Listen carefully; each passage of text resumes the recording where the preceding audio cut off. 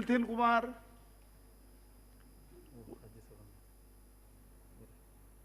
Ji, Senthil Kumar ji, please start. They're in Rajya Sabha. Okay. Thank you, sir, for giving me this opportunity. 2-3 minutes. Vanakkam, sir. Thank you for giving me this opportunity to speak on the Insolvency and Bankruptcy Bill 2020.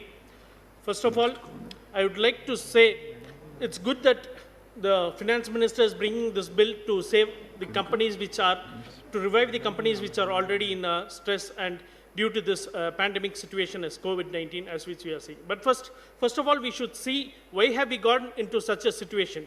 The situation has arisen because of the improper planning of this government, which was seen right from the lockdown of March 24th. March 24th, what happened? There were cases just in few hundreds. And what was the decision taken by this government? The decision taken by this government was to put a complete lockdown without even giving a space for migrant laborers to have a chance for them to go back to their places.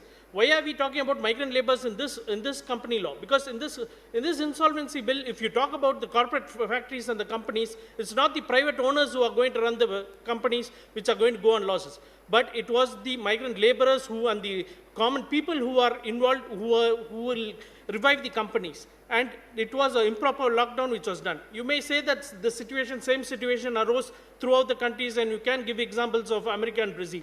But America, Brazil, India, I see the same sort of leadership which didn't have the courage, and the economical crisis which they have put in is due to this government and due to this leadership of this government. Because the same geographical topography, if you take of the countries which are adjoining us, we forget to see them. The number of death rates that have come from Sri Lanka, from Myanmar, from Bhutan, from Malaysia, from Thailand, it is all very less. In the numbers of 12, 50, and the maximum of 400 deaths have occurred till date in all these countries which occupy the same geographical topography. If they can control it, and if they have given a successful model, why not us? And also what we have seen is it's just not the revival of the companies which the government is going into this act.